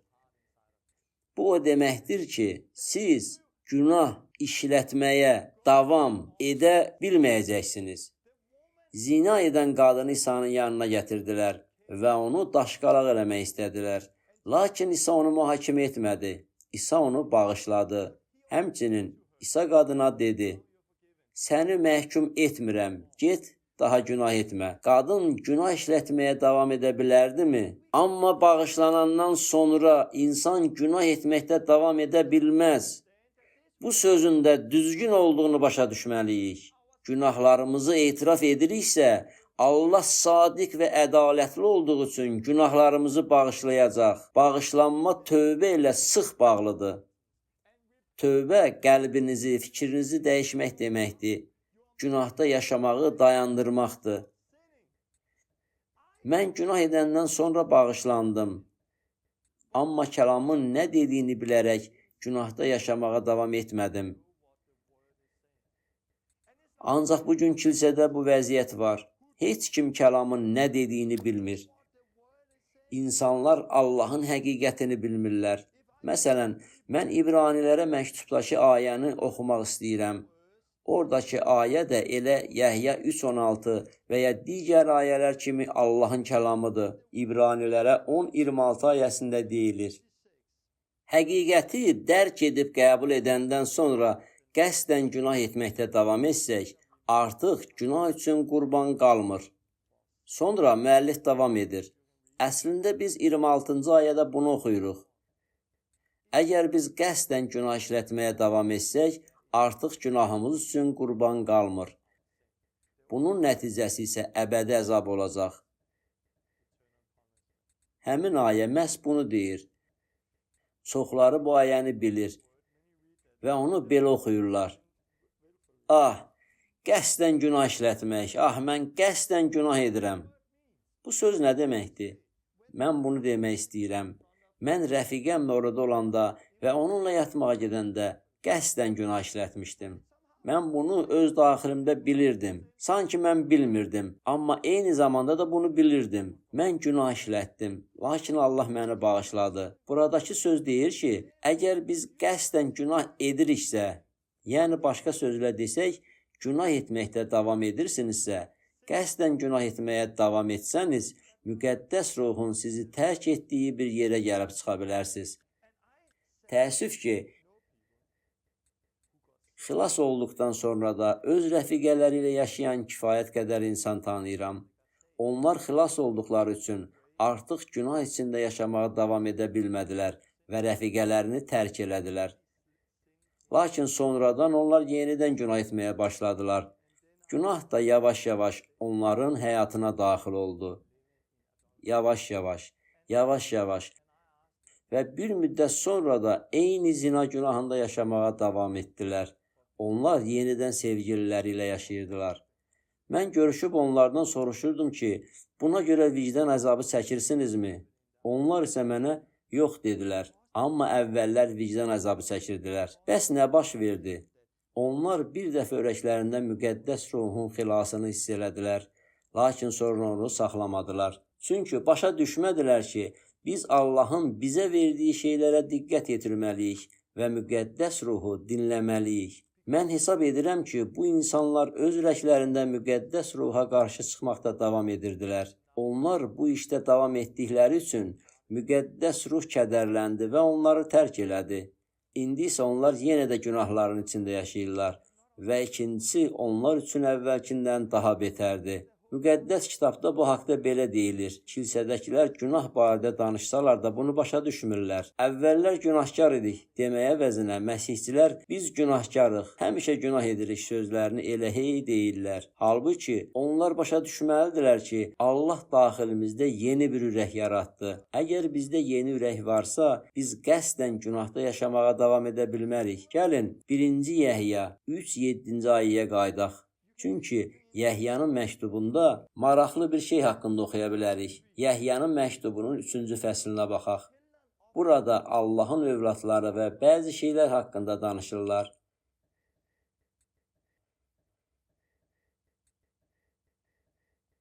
7-ci ayəni oxuyuram. Ey övladlar, heç kəs sizi aldatmasın. Salih iş görən şəxs Məsihin salih olduğu kimi salihdir. Günahını davam etdirən şəxs iblisdəndir. Çünki iblis başlanğıçdan bəri günah edir. Allahın oğlu buna görə zühur etdi ki, iblisin əməllərini puça çıxarsın. Beləliklə, İsa bizdə günahı məhv eləmək üçün gəldi. Daha sonra 10-cu ayədə bunu oxuyuruq. Kimin Allahın övladı, kiminsə iblisin övladı olması bundan aydın olur. salih iş görməyən, həmçinin qardaşını sevməyən hər kəs Allahdan deyil. Yəhyə məhz bunları deyir. Buna fikir verin. Kimin Allahın övladı, kiminsə iblisin övladı olması bundan aydın olur. Yəni, bizə bu yolla aydın olur. Bu ayə o birisi ayədən dərhal sonra gəlir. Bu bizə necə və hardan aydın olur? Yazılıb ki, bu bizə bundan aydın olur. Onda qalan hər kəs günahını davam etdirməz.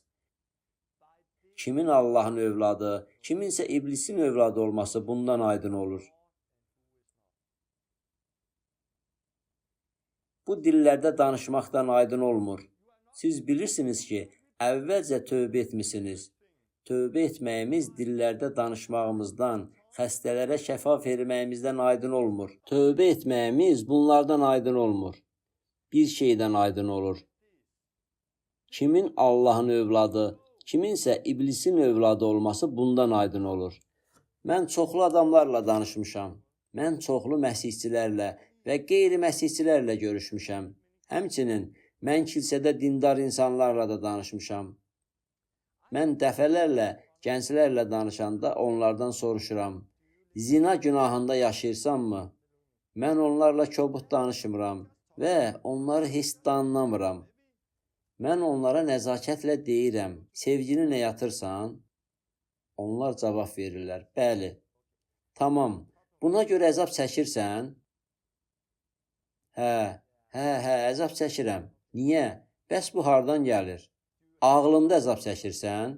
Bunun yanlış olduğunu eşitmisən? Yaxud bunun tam səhv olduğunu daxilində hiss edirsən? Bir çox insan belə deyir, ağlımda əzab çəkirəm, düşünürəm ki, ağlımdadır. Onlar nə üçün belə deyirlər? Çünki əgər o daxildə olsaydı, bu heç də belə sadə olmazdı. Yaxşı da, bu səhvdir, bu belə olardı. Sən günah edirsən. Bu zaman onlar şübhə etməyəcəklər. Günah içində yaşadıklarını dəqiq biləcəklər. Çünki onlar Allahdan doğulublar. Amma onlar Allahdan doğulmadıklarına görə sadəcə öz şüurlarında dindardırlar və günahla bağlı heç bir problemləri də yoxdur. Onlar öz ağıllarında bilirlər ki, bunu etməməlidirlər. Çünki bu səhvdir. Amma bu heç vaxt onların şüurundan ruhlarına enmir. Bu səbəbdən də bugün kilsələrdə günah içində yaşayan çoxlu insanlar var. Biz isə onları hələ də məsihçi adlandırırıq. Biz onları səmalara gedən günahkar adlandırırıq. Çünki biz elə hamımız günahkarıq. Bəli, onlar günahda yaşayırlar, amma biz hamımız günah içində yaşayırıq. Onlar günah içində yaşamağa davam etsələr də Allaha inanırlar. Xeyr, onlar Allaha inanan kəslər deyirlər. Səmalara Allaha inananlar getməyəcəklər. Kimin Allahın övladı, kiminsə iblisin övladı olması bundan aydın olur. Əgər insanlar şüurlu olaraq günah içində yaşayırlarsa, siz isə bunu bilirsiniz və həmçinin görürsünüzsə, bu zaman onların nəyə inandıqlarının heç bir əhəmiyyəti yoxdur. Əgər onlar şüurlu olaraq günah içində yaşayırlarsa, deməli, onlar göydən doğulmayıblar. Hətta onlar kilsəyə getdiklərini, pastorlar olduqlarını, Allahı tanıdıqlarını və müqəddəs kitabı oxuduqlarını desələr belə, onlar yenidən doğulmayıblar. Çünki Məsih yeni ürək yaratmaq üçün gəlib. Allah hələ də müqəddəsdir. Allah dəyişilməyib. Allah əhd-i ətiqdə oxuduğumuz Allahdır. Allah dəyişməyib. Biz dəyişməliyik. Allahın ruhu və onun ürəklərimizdə yazdığı qanunu vasitəsilə məhz biz dəyişməliyik. Torben, sən günahsızsan? Xeyr, mən demirəm ki, hal-hazırda lazımı vəziyyətə çatmışam. Lakin mən əvvəlki vəziyyətdə də deyiləm. Bilirəm ki, mən hələ çox dəyişməliyəm. Məsih kimi olmalıyam. Mən Məsih kimi olmaq istəyirəm. Mən xilas olduqdan sonra əvvəl də günah işlətdim. Əvvəlcə bu dəhşətli idi. Mən bunu daha edə bilmərəm. Amma getdikcə günahı özümdən qətiyyətlə kəsib atmaq mənə daha asan oldu. Xeyr, mən daha bunu etməyəcəm. Amma siz başınızı, əqlinizi qoparıb ata bilməzsiniz. Əvvəlcə günah böyük məsələ idi. Lakin Allah məni daxilimdə öyrətməyə başladı. Sonra bu barədə fikirləşdim. İlk dəfə idi ki, həyatımda bu baş vermişdi. Mən niyə belə reaksiya verdim? Niyə belə dedim? Mən öz səltənətimi qururam. Qürurum varmı? Niyə mən bunları edirəm? Allah mənim daxilimdə işləməyə davam edirdi. O bu gün də mənim daxilimdə işləməkdə davam edir. Beləcə mən onun qarşısında dayandığım günə qədər o mənim daxilimdə işləməyə davam edəcək. Mən istəyirəm ki, o mənim içimdə işləməyə davam eləsin.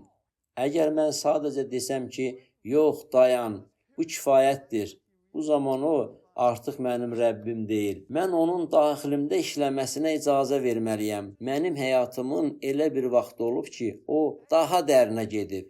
Qəsdən günahda yaşamaqla günahın köləsi olmaq arasında fərq var. Mən çox əməllərdən tövbə elədim və azad oldum. Bəli, mən bunu elədim. Amma həyatımda nəysə bir şey var ki, mən hələ ondan yaxa qurtara bilmirdim.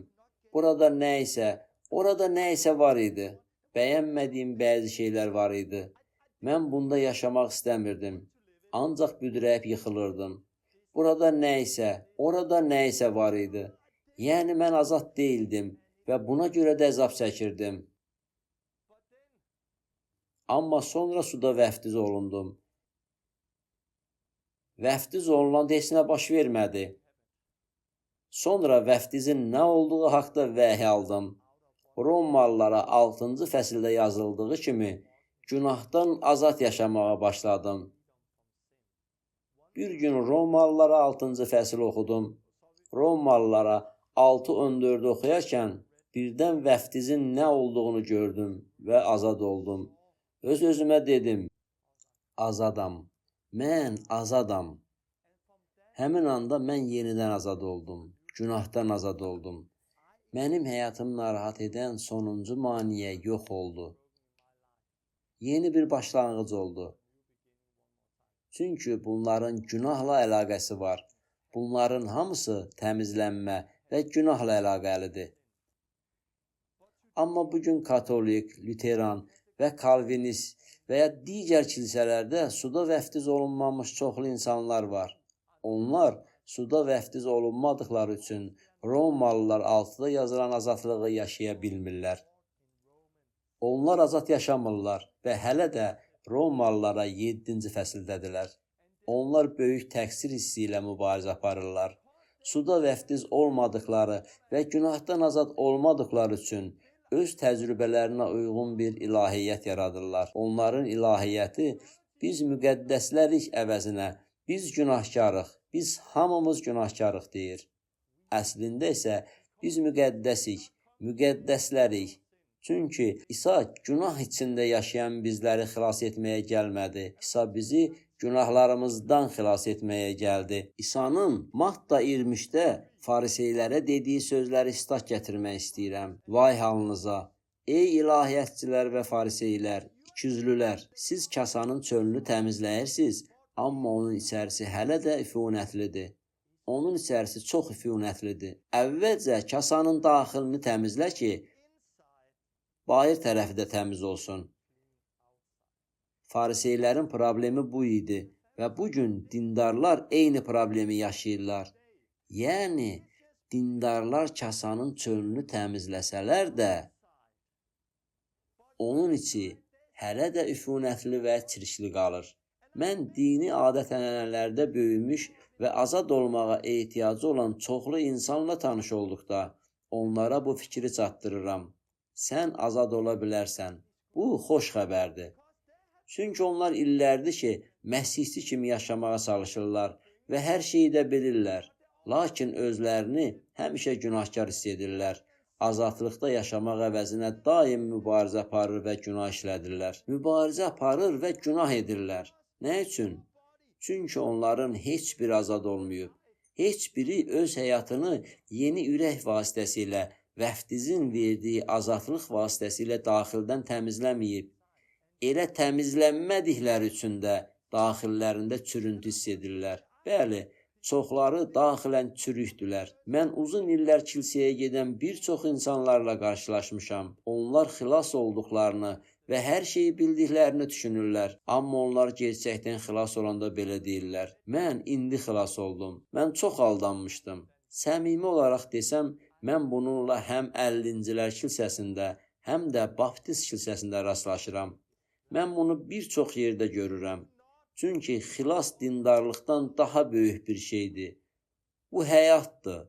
İlahiyyatı həyatımızdakı təcrübə əsasında qurmamalıyıq. Özümün günahdan azad olmağım heç də 2 saniyədə kiminsə əllərinin üzərimə qoyulması ilə baş verməyib. Xeyr, bu Allahı axtarmaq, tövbə edib oruç tutmaq və Allahı axtarmağın nəticəsində baş verdi. Bəzən bizim problemimiz budur ki, böyük şeyi elə indi və burada dərhal əldə etmək istəyirik.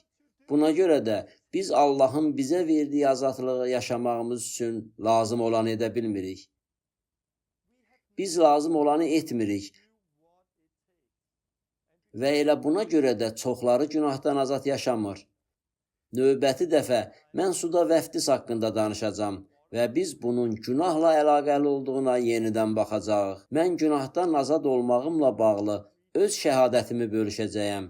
Bu mənim yazdığım kitabımda var. Həmin kitabı elə bu gün aldım. Elə dərsə başlamazdan əvvəl kitabım poçtla gəldi. Demək olar ki, ilk dəfədir mən onu əlimdə tuturam. O cəmi 1 saat əvvəl çatdırılıb. Bu mənim Düzgün Təlim adlı kitabımdır. Amazon tərəfindən yenicə çap olunub.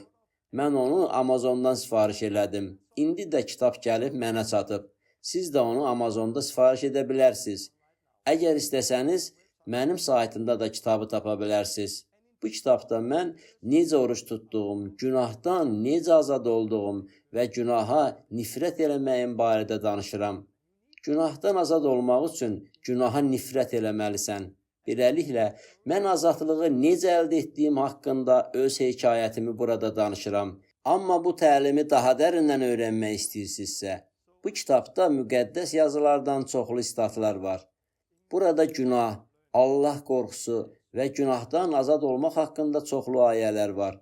Odur ki, mən sizi Amazondan bu kitabı alıb və növbəti dərsdən əvvəl oxumağa dəvət edirəm. Çünki növbəti dərsdə biz elə bunu davam edəcəyik. Bu kitab məhz sizin üçündür.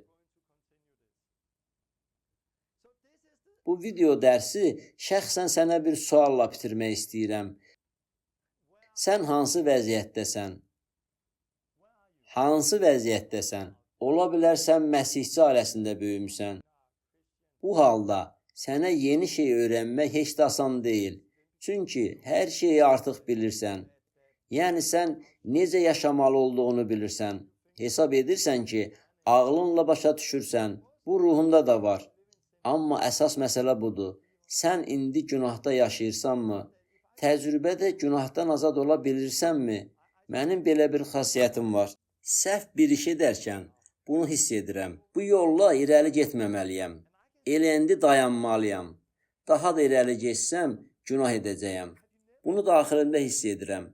Bilmirəm, sən indi hansı vəziyyətdəsən?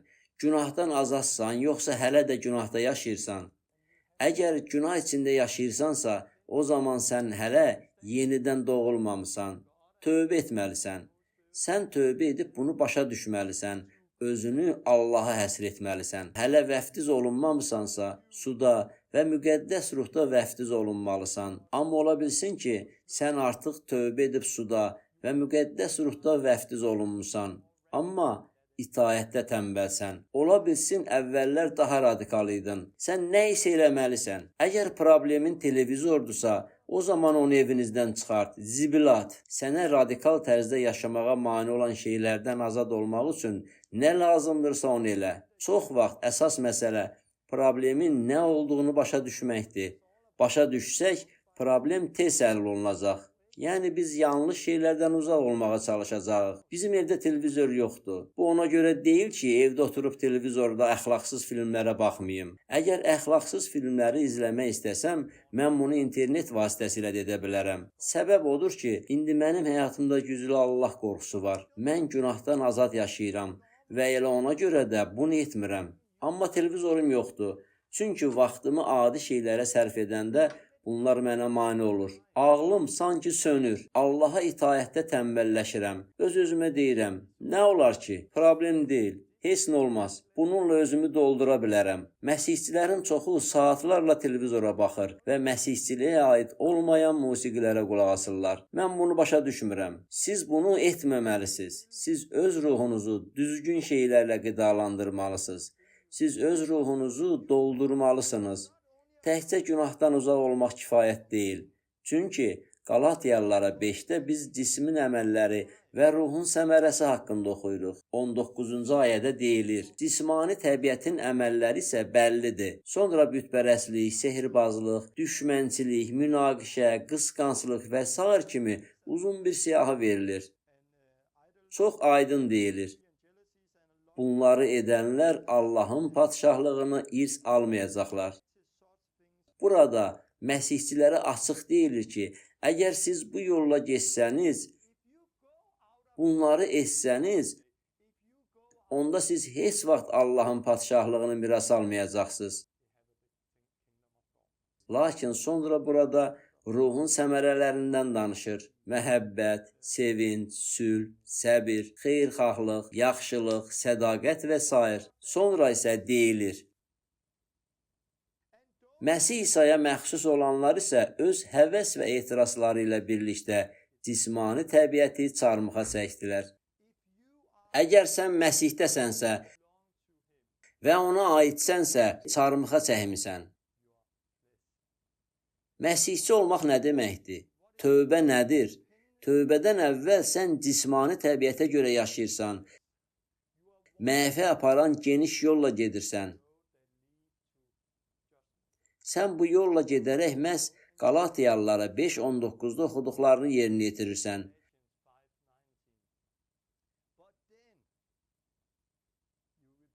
Amma tövbə edəndə sən bundan dönürsən, Allaha tərəf dönürsən.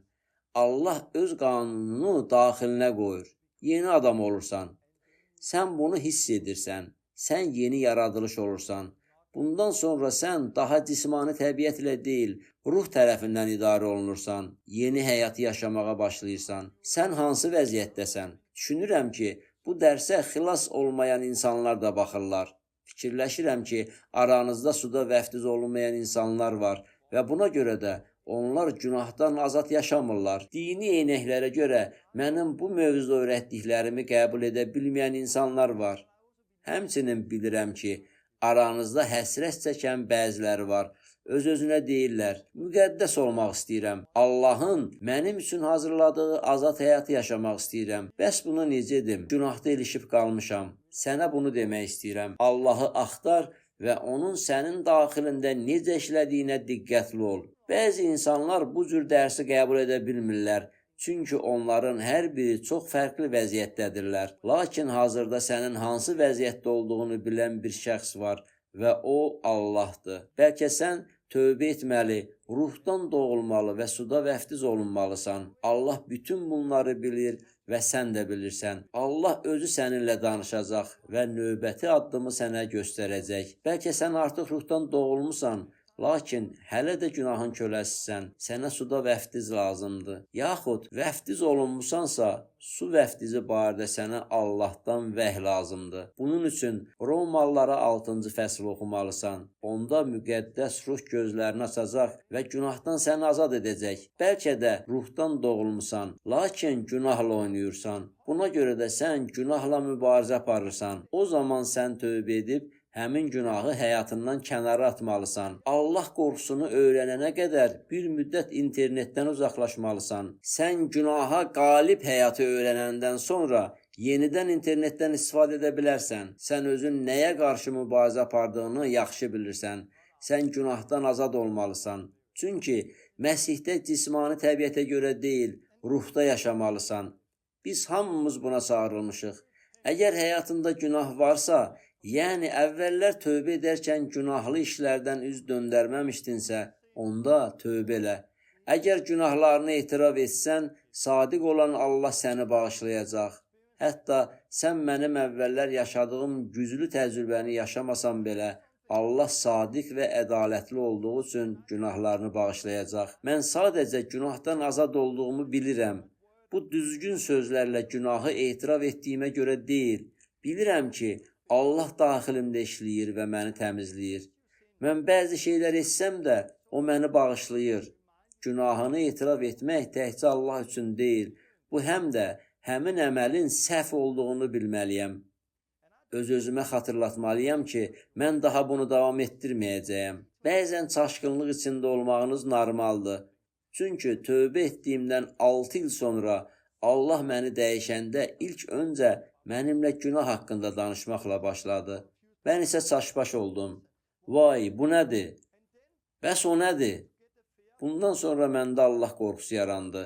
Allah bu kitabı mənə verdi və bu kitabda öz şəhadətimi yazdım. Beləliklə mən azad oldum. Amma azadlıq əldə etməzdən bir neçə gün əvvəl mən fikirləşdim. Günahkaram, cəhənnəmə gedəcəm. Allah məni daha bağışlaya bilməz. Amma bu da elə Allahdan idi. Çünki Allah ürəyimdə dərin tövbə etməyimi istəyirdi. Mən bunu yaşayanda azadlıq haqqında bir vəhy aldım və azad oldum. Bu yenidən doğulmağa oxşuyurdu. Düzünü desəm, mən çox çaşbaş qalmışdım. Düşünürdüm, əvvəllər mən həqiqətənmi göydən doğulmuşdum? Daha əvvəl göydən doğulmuşdummu? Çünki bu bir daha tamamilə yeni doğulma idi. Əvvəllər Məsihdə heç vaxt yaşamadığım bir azadlığım var idi. Mübarizə aparırdım. Özümü mühakimə edirdim, var gücümlə çalışırdım. Cəhənnəmliyəm, vay, bu nə həyatdır mən yaşayıram. Allahı axtarırdım. Amma vəhy aldım, sonra isə azadlıq gəldi. Sizə də bu lazımdır. Siz indi olduğunuz vəziyyətdən çıxmalı və düzgün istiqamətdə lazım olan addım atmalısınız. Bəlkə də sizin həyatınızda Allah qorxusuna ehtiyacınız var. Bəlkə də sizə tövbə edib ruhdan doğulmaq lazımdır. Bəlkə sizə sadəcə gözünüzü günahdan ayırıb Məsihə baxmaq lazımdır. İnsanlar məndən soruşurlar, axı mən günahla mübarizə aparıram. Mən necə gedib xəstələrə şəfa verə və müjdəni təbliğ edə bilərəm? Sən gedib bunu etməlisən. Çünki biz gözümüzü günahdan, özümüzdən ayırıb İsa'ya baxsaq, o zaman hər şey daha yaxşı olacaq. Əgər mən günaha baxaraq özümə desəm, bunu düşünmə, bunu daha düşünməyəcəksən, bu barədə düşünməyəcəksən, günah, günah, günah. Daha bu barədə düşünməyəcəyimi daim öz-özümə təkrarlasam, əksinə düşünəcəm. Lakin əgər mən İsa'ya, onun etdiyinə baxıramsa, daha günah haqqında düşünməyəcəm. Bu dərs sizi biraz silkələsə də sizi azad etməlidir. Ümid edirəm ki, siz bunu başa düşürsünüz. Ümid edirəm, siz Məsihin gətirdiyi bu azadlığı anlayırsınız. İsa sizi günahdan azad eləmək üçün gəldi. Siz həqiqəti biləcəksiniz və həqiqət sizi azad edəcək. Daha siz günahkar deyil, müqəddəs olacaqsınız. Siz müqəddəs olub günahdan azad yaşayacaqsınız. Mən elə bu səbəbdən də bu barədə danışmaq istədim. Mən dərslərin davamını səbirsizliklə gözləyirəm. Suallarınızı yazın ki, mən növbəti dərsimi onlarla başlayım. Növbəti dərsdə suda vəftiz və günahdan azad olmaq haqqında danışacağam. Şükür, Allahın işləri möhtəşəmdir. Allahın işlərini çox sevirəm. Növbəti dərsi səbirsizliklə gözləyirəm. Dərsimiz suda vəftiz və günahdan azad olmaq haqqında olacaq. Rəbbin xeyir duası ilə yaşayın.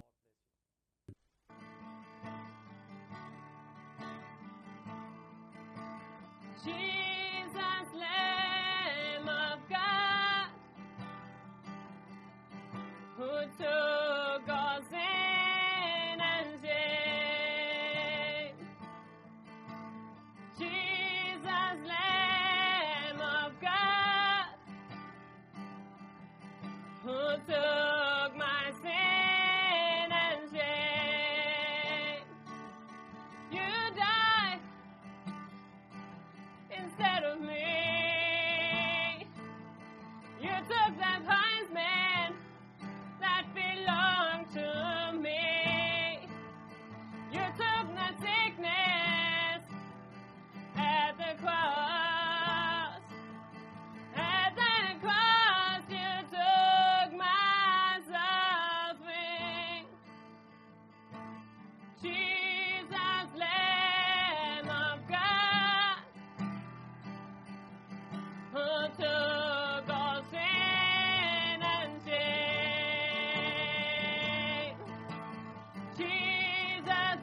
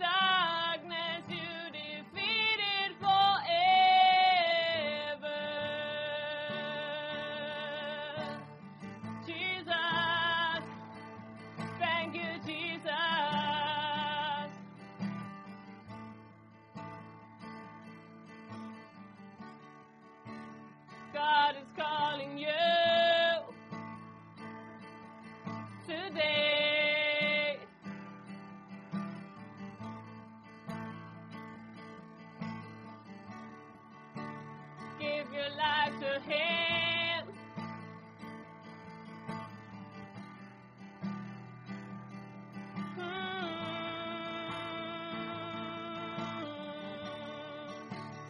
Let Him cleanse you now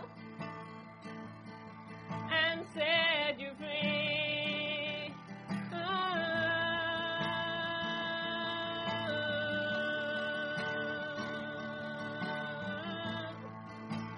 Then your song can be,